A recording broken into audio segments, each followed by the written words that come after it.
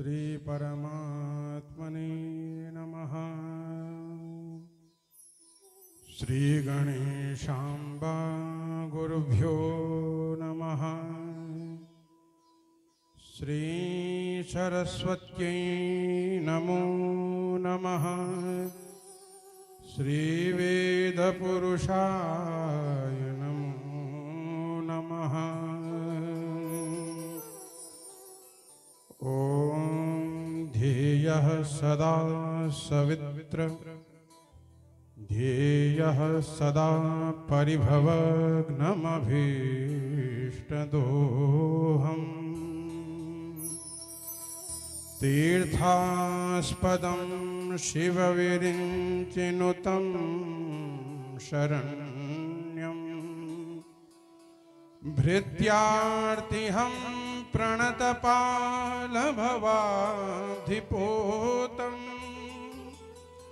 वन्दे महापुरुषते चरणारविन्दम्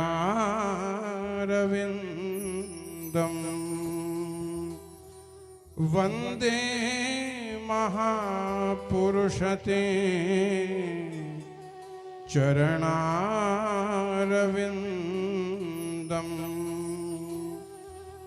आद्यन्तमङ्गलमजातसमानभावम्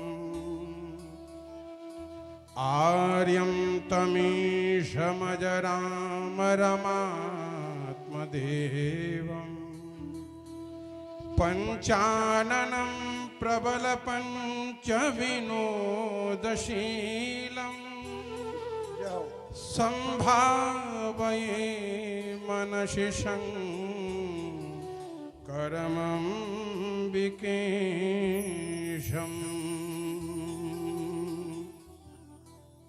कर्पूरगौरं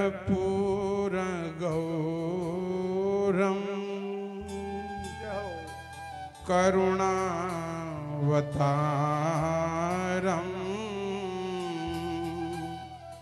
संसारसारं भुजगेन्द्रहारं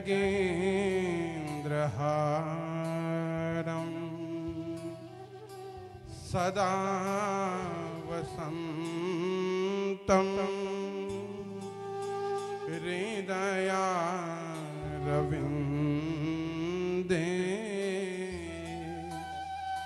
भवं भवानि सहितं नमामि। भवं भवानि सहितं नमामि।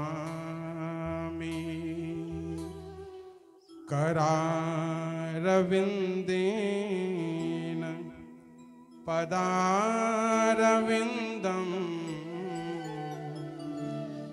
मुखारविन्दे विनिवेशयन्तम् वटस्य पत्रस्य पुटेशयानम्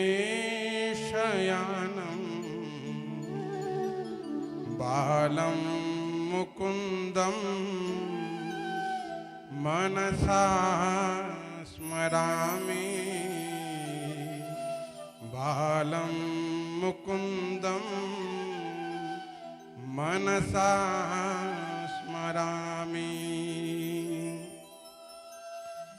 सर्वप्रथम मेरे परमाराध्य भगवान श्री केदारेश्वर के श्री चरणों में दास का दंडवत प्रणाम। भगवान श्री कृष्ण की वांगमय मूर्ति श्रीमद् भागवत जी के श्री चरणों में दंडवत प्रणाम करते हुए मेरे पूज्य गुरुदेव व्यास पीठ पे विराजमान पूज्य आचार्य श्री के चरणों में दास का दंडवत प्रणाम। मेरे साथ आए हुए केदारनाथ मंदिर के अधिकारी हमारे बड़े भाई श्री प्रदीप श्रीमाल जी को प्रणाम करते हुए हमारे गुरु भाई श्री सुधाकर उनियाल जी के श्री चरणों में बारंबार प्रणाम करते हुए पूज्य आचार्य वृंदों के श्री चरणों में प्रणाम करते हुए जो हमारे संगीतज्ञ हैं उनको भी बारंबार प्रणाम करते हुए मंडप पे आवाहित सभी देवी देवताओं को प्रणाम करते हुए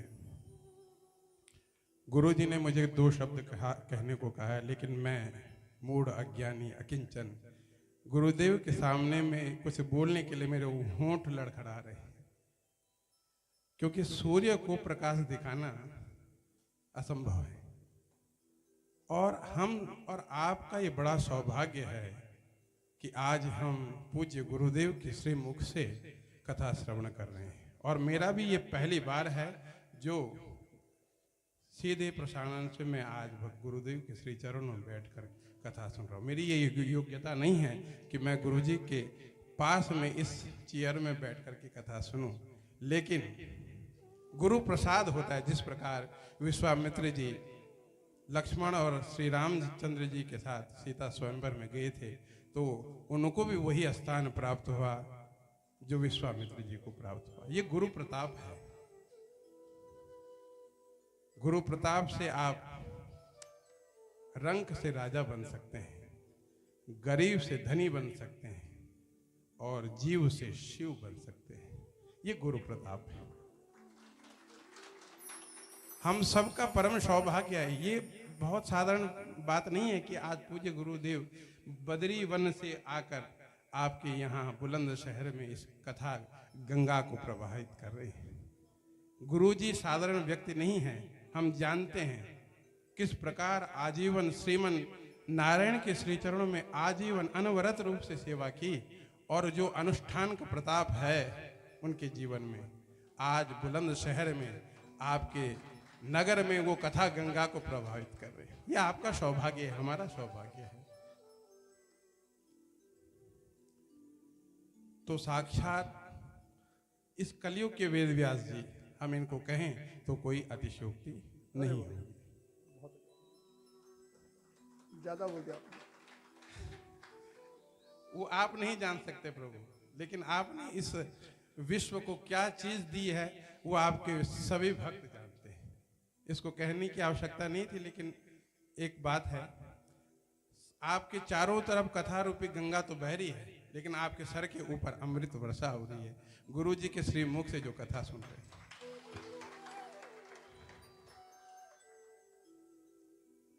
तो सभी आप लोगों से निवेदन कि कुछ ना कुछ, देखिए मैं कभी भी कहीं कहने का मुझे अवसर प्राप्त होता है तो मैं ये बात अवश्य कहता हूँ, कथा में बैठना उतना महत्वपूर्ण नहीं है जितना कि कथा को अपने जीवन में बैठाना बहुत महत्वपूर्ण है। आप आगे कथा सुनी, यहाँ से सुनी और यहाँ से बाहर, ये नहीं होना चाहिए। कुछ ना कुछ अंश, जितना भी गुरुदेव ने इस सप्ताह यज्ञ में कहा, कुछ ना कुछ एक श्लोक, एक ऐसी बात जो जीवन में उतर गई तो आप 84 के फेर से उबर जाएंगे। कहते हैं, धर्मशास्त्र कहते हैं 4 प्रकार के वैराग्य बताए गए हैं, और वो वैराग्य क्या हैं? क्षणिक हैं। कौन से वैराग्य? कहते हैं गर्भे व्याधौ श्मशाने च पुराणे यामतिर्भवे सा यदि स्थिरतां याति को न मुच्येत बंधनात्। 4 प्रकार के वैराग्य, लेकिन क्या है वो वैराग्य? क्षणिक हैं। कौन से वैराग्य? गर्भे, जीव जब माता के गर्भ में रहता है तो उसको इतनी पीड़ा होती है, इतना कष्ट होता है, वो सोचता है कि मैं इस नरक से कब बच पाऊं। लेकिन जब संसार में उसका जन्म होता है, वो माया के फेर में जब बनता है तो वो माया के चक्कर में फंस करके उसको लगता है इस संसार से बड़ा कुछ है नहीं। वही चीज व्याधो, बीमारी में दवाई खा खा के परेशान हो जाता है, सोचता है दवाई से अच्छा है कि मैं मर जाऊं। लेकिन फिर उसकी तबीयत ठीक होती है, माया में फंसता है, फिर से वही चक्कर, ये तेरा ये मेरा। तीसरा श्मशाने च, श्मशान में जब आप किसी शव यात्रा में जाते हैं तो कुछ क्षणिक समय होता है जब श्मशान वैराग्य प्राप्त होता है। तो लगता है जीवन तो क्षण भंगुर है। उस समय सभी लोग ऐसा बोलते हैं, पानी का बुलबुला है, ये ठोकर लग जाने से नाश हो जाएगा इसका। लेकिन जैसे ही चिता जली वैसे ही स्मशान से ऊपर आकर के फिर से वही, अरे मेरा ये कॉन्ट्रैक्ट उधर था, इसने पैसा नहीं दिया, मेरी बीवी ने ऐसा कर दिया, मेरे बच्चों ने ऐसा कर दिया, फिर वही माया का चक्कर। और अंत में कहते हैं पुराणी या मतिर्भवे। सभी सुन रहे हैं कथा, इस समय आपके मन में यह है कि गुरुजी ने जो बोला यही सत्य है। भगवान नाम का स्मरण करना, भगवान का संकीर्तन करना यही सत्य है। लेकिन कथा पांडाल के बाहर गए, माया ने झगड़ा नहीं, ये सब चीज फुर हो गया। लेकिन कहते हैं सा यदि स्थिरताम याति, ये जीवन में यदि ये क्षणिक वैराग्य स्थिर हो गए, को न मुच्चेत बंधना, इस जन्म और मृत्यु के बंधन से कौन न मुक्त हो पाएगा। इसलिए जीवन में हर क्षण जिस प्रकार आप श्वास लेते हैं उसी प्रकार भगवत नाम का स्मरण करते रहना चाहिए। और क्या होगा, इस्कॉन के संस्थापक प्रभुपाद जी से किसी ब्रिटिश अंग्रेज ने प्रश्न किया कि भगवान आप तो हमेशा कहते हैं कि भगवान का नाम लेना चाहिए, राधा राम कृष्ण नाम, इससे क्या हो जाएगा। तो प्रभुपाद जी थोड़े समय के लिए चुप रहे और उसके बाद कहा, हे मूर्ख, क्या धृष्टता कर रहा है, कैसी बातें कर रहा है, अनावश्यक बातें। तो इन बातों को सुन करके वो अंग्रेज जो था क्रोधित हो गया, गुरुजी जी पे चिल्लाने लगा, गुरुजी कैसे बात। तो मैं यही समझाने के लिए आपको ऐसा बोल रहा हूं। यदि मैं आपको गाली देने, केवल गाली देने के लिए, गाली देने से आप अपना आपा खो करके क्रोधित हो जावें, तो भगवान नाम स्मरण करने से, भगवान की स्तुति करने से, वंदना करने से भगवान कैसे प्रसन्न न हुए। तो नाम की ये महिमा है, और नाम महिमा करने से, नाम जाप करने से क्या जीवन में प्राप्त होगा। विष्णुश्चक्र गदा प्रयाति पुरतः, शूले शिव पृष्ठतः, वामे पाशधरा प्रयाति वरुणो, चक्रिर्हरिर्दक्षिण। जो भगवान का नित्य स्मरण करता है, नित्य जाप करता है, भगवान नारायण चक्र लेकर उसकी आगे चलते हैं उसकी रक्षा के लिए। भगवान महादेव त्रिशूल लेकर उसके पीछे से उसकी रक्षा करने के लिए चलते हैं। वरुण पाश लेकर के बाएं भाग में उसकी रक्षा के लिए चलते हैं, दाएं भाग में इंद्र स्वयं वज्र लेकर उसकी रक्षा करने के लिए चलते हैं। इसलिए नाम की महिमा है। कलयुग केवल नाम आधार। तो भगवान नाम जो स्मरण करते हैं, मैं तो कहता हूं, माताओं को ये निवेदन करता हूं कि अपने बच्चों का नाम टिंकू, पिंकू, रिंकू ना रखा जाए। कम से कम ऐसा नाम रखें कि जिससे भगवान का स्मरण हो।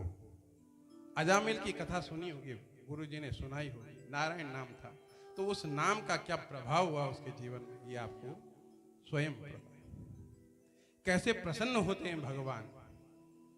बोलते हैं हम इतने जाप करते हैं, इतना पूजा पाठ करते हैं, इतना सब कुछ करते हैं, फिर भी प्रसन्न नहीं होते। तो मुझे स्मरण नहीं हो रहा है, शायद श्रीमद् भागवत के चतुर्थ स्कंद के 31वें अध्याय में देवर से नारद और मैत्रेय जी का संवाद है। तो प्रश्न किया है मैत्रेय जी ने, तो उसका उत्तर देते हैं श्री नारद जी, किस प्रकार प्रसन्न होते हैं। दयया सर्वभूतेषु संतुष्ट्या येन केन वा, सर्वेन्द्रियोपशान्त्य च तुष्यत्याशु जनार्दनः। आशु तुष्य जनार्दनः, शीघ्र प्रसन्न होते हैं। आशु कहते हैं शीघ्र, जैसे आशुतोष शीघ्र प्रसन्न होने वाले भगवान शंकर, वही अर्थ में आशुतुष्य जनार्दना, दयया सर्वभूते, प्राणी मूत्र मात्र पे दया का भाव, उसके कल्याण का भाव। देखिए, सोमनाथ जी पर गजनवी ने 17 बार आक्रमण किया, सब जानते हैं। कितना सोना लेके गया, कितने खजाने लेके गए, गजनवी का नाम नहीं है, लेकिन आज भी सोमनाथ अडिग रूप से विद्यमान। सही बात है। देखिए, सनातन का अर्थ यही है, जो नित्य निरंतर है उसको सनातन कहते हैं। बाबरी मस्जिद बनी, टूटी, श्री रामचंद्र जी फिर से विद्यमान हो गए अयोध्या जी। संतुष्ट्यायेन केन वा, जितना मिले भगवान प्रसाद स्वरूप जितना आपको दें उतने में ही संतुष्ट रहना। इधर से व्यापार कर रहे हो, इधर से नौकरी कर रहे हो, इतनी की आवश्यकता नहीं है हमें। साईं इतना दीजिए जामे कुटुंब समाज, मैं भी भूखा ना रहूं साधु न भूखा, इतना ही होना चाहिए और उसी में संतुष्ट रहना। और अपनी इंद्रियों पे निग्रह करके परमात्मा का भजन करना। इन तीनों चीजों से भगवान जनार्दन शीघ्र प्रसन्न होते हैं। आपने क्या कमाया क्या नहीं, सब यहीं रह जाएगा। क्या आभूषण पहने, क्या कपड़े पहने, एक अठन्नी भी आप अपने जीवन से नहीं लेके जा सकते। कोई लेके गया है आज तक? कोई भी नहीं लेके गया, सब यहीं छोड़ना होता है। धर्मशास्त्र कहते हैं, धनानि भूमौ पशवश्च गोष्ठा, भार्या गृहद्वारि जनैः श्मशाने, देहश्चितायां परलोकमार्गे,